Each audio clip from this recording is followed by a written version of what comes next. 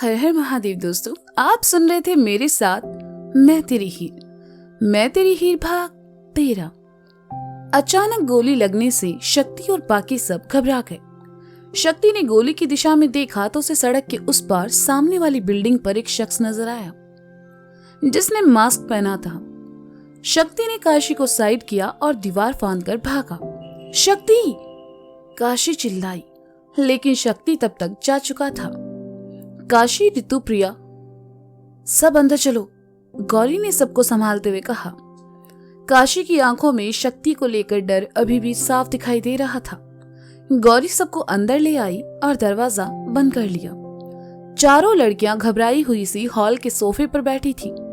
काशी को घबराया देखकर गौरी ने उसे पानी का ग्लास दिया और कहा, रिलैक्स काशी, भगवान का शुक्र है कि गोली किसी को नहीं लगी, लेकिन इतनी घटिया हरकत किसने की होगी?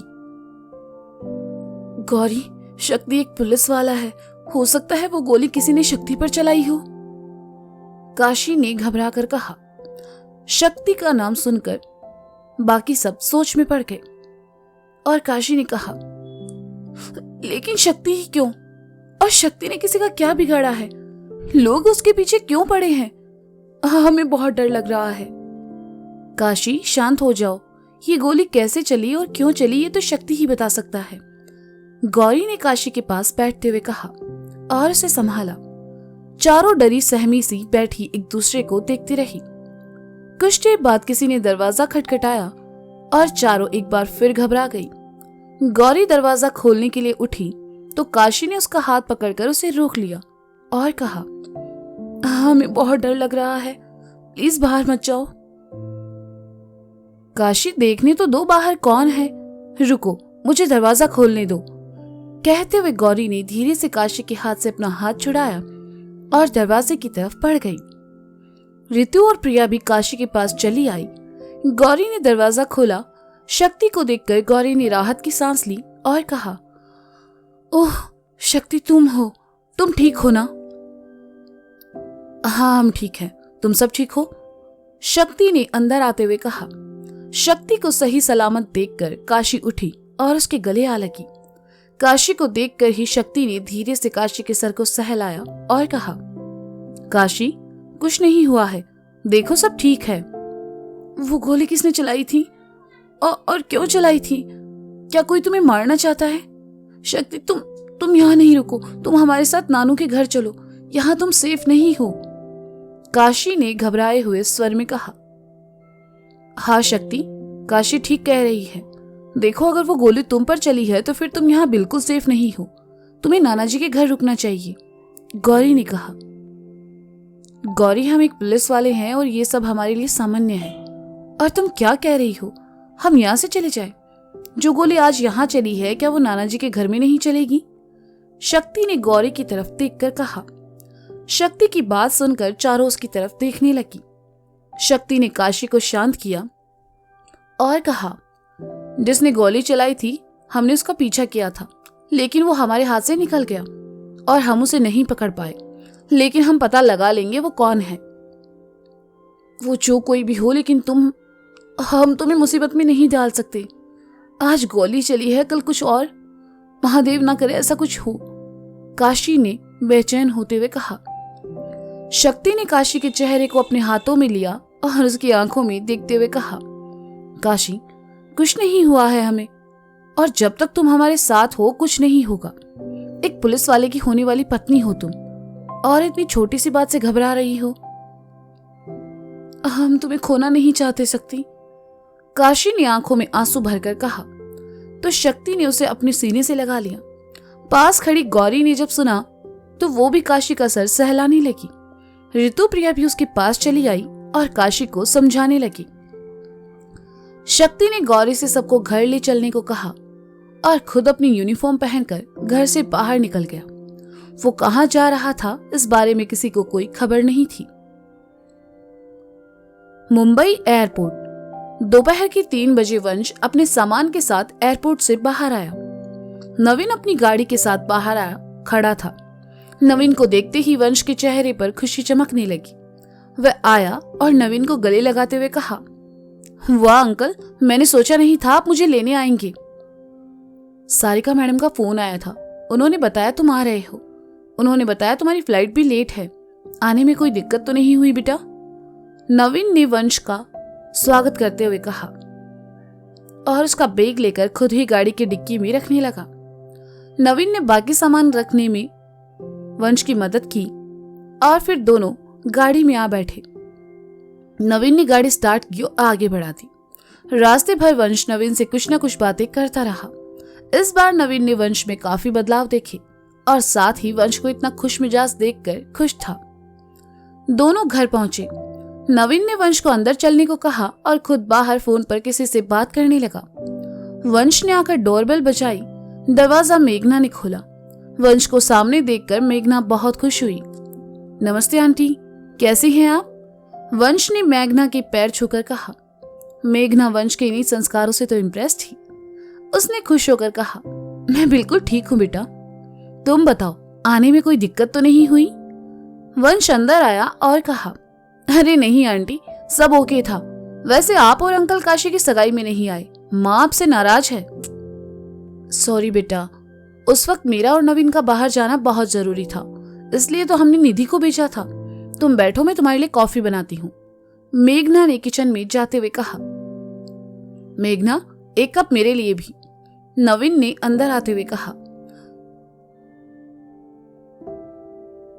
निशी का नाम सुनकर वंश का दिल धड़कने लगा।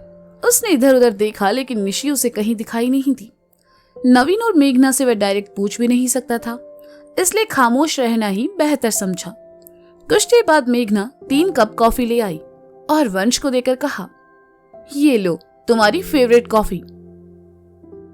वंश ने सुना तो असमझ की स्थिति में कहा, फेवरेट कॉफी? अरे भूल गए, तुमने ही तो नवीन को फोन करके कहा था कि तुम मेरे हाथों से बनी कॉफी को मिस कर रहे हो। भूल गए क्या? मेघना ने दूसरा कप नवीन को देकर कहा और अपना कप लेकर नवीन के बगल में आ बैठी। ओ हाँ, सच में आप बहुत अच्छी कॉफी बनाती है, वंश ने कहा। देखा नवीन, अब तो वंश ने भी मेरी कॉफी की तारीफ कर दी, पता नहीं तुम कब करोगे? मेघना ने शिकायती लहजे में प्यार से कहा। अच्छा, तो क्या मैंने कभी तुम्हारी कॉफी की तारीफ नहीं की? नवीन ने भी प्यार से मेघना की तरफ देखते हुए कहा। उन दोनों को देखकर वंश मुस्कुराया और अपनी कॉफी पीने लगा। कॉफी खत्म करके वंश ने जैसे ही कप रखा, नवीन ने कहा, चलो वंश, तुम्हें तुम्हारा नया घर दिखा देता हूँ।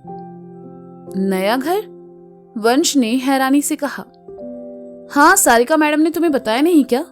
मुंबई में उन्होंने तुम्हारे लिए एक 1 BHK फ्लैट खरीदा है ताकि तुम बिना किसी डिस्टरबेंस के आराम से उसमें रह सको। यहाँ से बस 2 किलोमीटर दूर है, तो चले? नवीन ने कहा। वंश ने सुना तो उसको झटका सा लगा, क्योंकि सारिका ने तो उसे इस बारे में कुछ नहीं बताया था। वंश का चेहरा उदासी से घिर गया। उसने सोचा नवीन के घर रहेगा तो निशी से मिलकर सब चीजें शॉर्ट आउट कर लेगा, लेकिन वह निशी से मिला भी नहीं और नवीन ने उसे चलने के लिए कह दिया। नवीन, वो अभी अभी आया है, उसे थोड़ा सांस तो लेने दो। क्या वो आज यहाँ नहीं रुक सकता? आज क्या, इसे हमारे घर में रुकने दो, फिर वंश चाहे तो कल अपने नए घर में शिफ्ट हो जाएगा। क्यों वंश, क्या मैं गलत कह रही हूँ? मेघना ने वंश की तरफ देखकर कहा, नहीं आंटी, आप ठीक कह रही हैं, लेकिन वंश अपनी बात पूरी करता इससे पहले ही नवीन बोल पड़ा। ऑफ कोर्स वंश यहाँ रह सकता है, इसके लिए इसे किसी की परमिशन की जरूरत नहीं। लेकिन मेघना, तुम तो निशी के बिहेवियर के बारे में जानती हो ना। मैं नहीं चाहता वो वंश के साथ फिर से बदतमीजी से पेश आए। इट्स ओके अंकल आंटी, मैं आज के लिए निशी का टॉर्चर झेल लूंगा। वंश ने मेघना के कंधों पर अपना हाथ रख और इस साइड हक करते हुए कहा। Oh thank you so much बेटा, तुम बहुत प्यारे हो। मेघना ने वंश को लाड दुलार करते हुए कहा।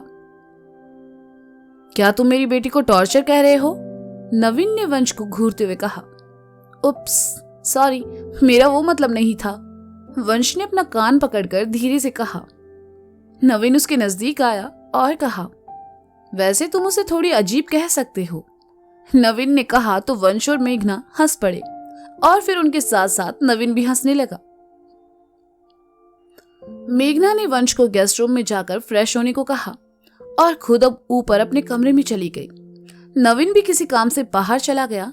वंश अपना सामान लेकर गेस्ट रूम में आया और कपड़े लेकर फ्रेश होने चला गया। नवीन के घर में था, इसलिए सारिका ने उसे सलीके से कपड़े पहनने की हिदायत दी थी। वंश ने कार्गो ट्राउजर के साथ सफेद रंग की टी शर्ट निकालकर बिस्तर पर रखी और नहाने चला गया। कुछ देर बाद वंश बाहर आया, कपड़े पहने और शीशे के सामने आकर बाल पोंछने लगा। बाल पोंछते हुए वंश की नजर शीशे पर गई। वहां कुछ लिखा हुआ था। वंश थोड़ा सा पास आया और देखा शीशे पर छोटे छोटे अक्षरों में लाल रंग से चिरकुट लिखा हुआ था। वंश पहले तो उस नाम को देखकर मुस्कुराया और फिर एकदम से चिढ़कर कहा, हाँ, इस छिपकली से मैं उम्मीद भी क्या कर सकता हूँ। मुंबई आते ही दिखा दी ना इसने अपनी औकात।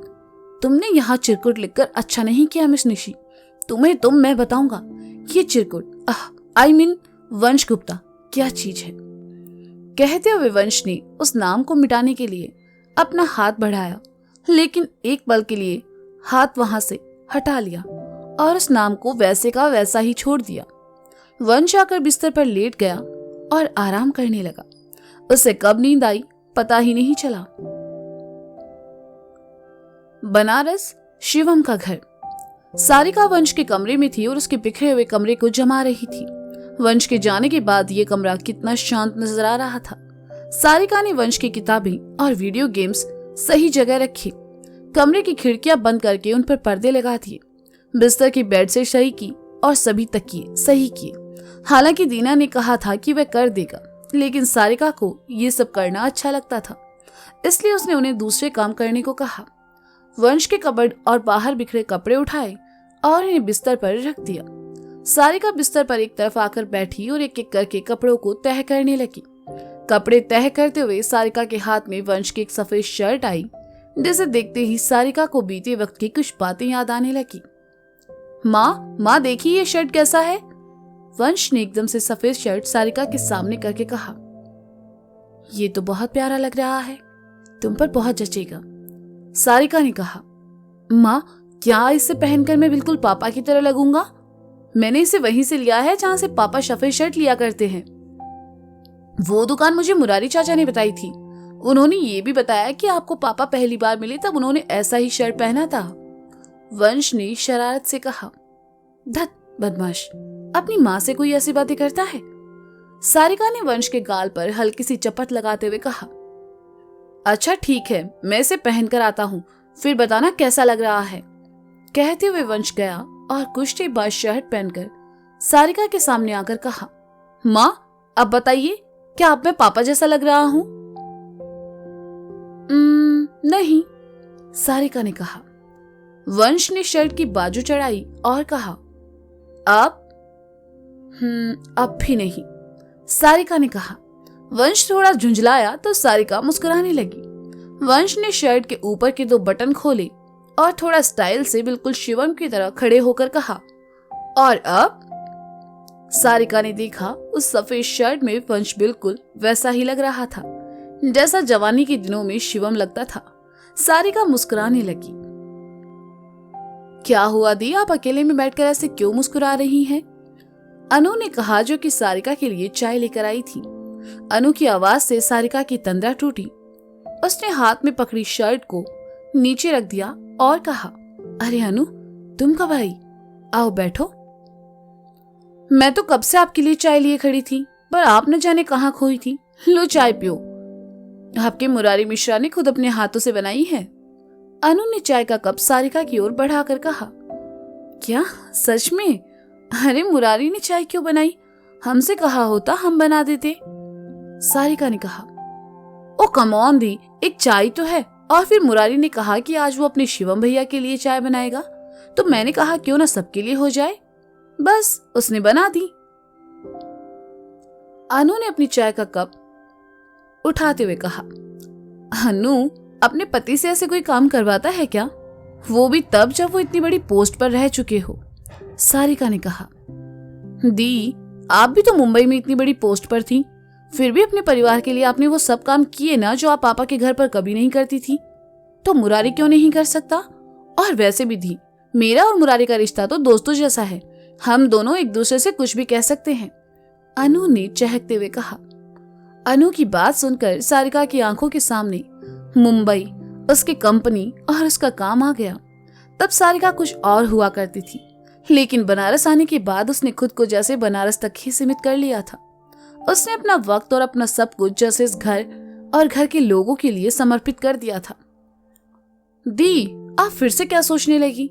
चाय पीजिए, ठंडी हो जाएगी, अनु ने कहा तो सारिका अपने ख्यालों से बाहर आई और चाय पीने लगी। सच में चाय बहुत अच्छी बनी थी। तो दोस्तों, ये था मैं तेरी हीर भाग 13।